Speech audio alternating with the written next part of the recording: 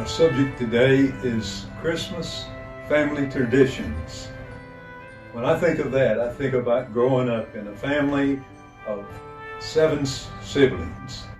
Our first Christmases were spent at home. We'd go back to mom and dad's, and when people began to leave the family, get married, and start their own families, we'd come back. But there got to be too many people. Brother Ben and his wife Beverly, meanwhile, was building a house for themselves. So they just built onto the old house, and the old house was kind of a wing that had several rooms at one time, and he just took some walls out and made a big room so that we could all come there.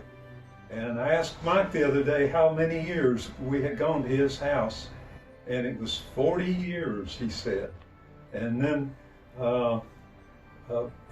about 65 to 70 people would usually be there on the average. Anyhow, I don't have much time, so I'm going to do it like this. If I had to choose 3 words to describe the Dalton family get-together at Christmas celebration, I would use the words food, fun, and fellowship. Everybody brought their favorite foods, and we had some really good cooks in our family, and certainly we enjoyed the food. Had several kinds of meats and all kinds of main vegetable casseroles, all kinds of drinks, and all soft drinks, of course. And we had much fun, and the fellowship was just wonderful as we shared with one another. Sometimes we wouldn't have seen each other for a while, and people would come in from different places. Enjoy that so much. So the fellowship was great. If I was to choose just one word to describe our Dalton family get-together, I'd choose the word love. Love, first of all, for God, because that's what a Christmas celebration is about. The coming of Jesus Christ. John 3:16 sums that up so well. For God so loved the world that he gave his only begotten Son. And that is, again, what Christmas is about.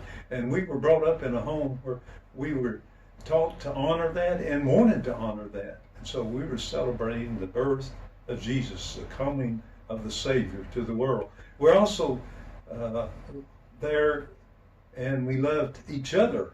There was much love shared. And in our food, fun, and fellowship, we demonstrated that because we really had gelled into a oneness that only God could make possible. Ben is no longer with us.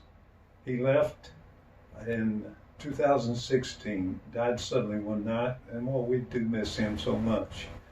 But just as he and Beverly made a way for us to keep on with our Dalton family tradition and getting together, he's gone on to be first to heavenly realms. Every year he would say at our get-together, he would say, just doesn't get any better than this. You know what? I think now he can say that with more feeling and more victory in his voice than ever before. If we could interview him right now and he'd speak to us from heaven, he would say, keep on living for the Lord. It just doesn't get any better than this.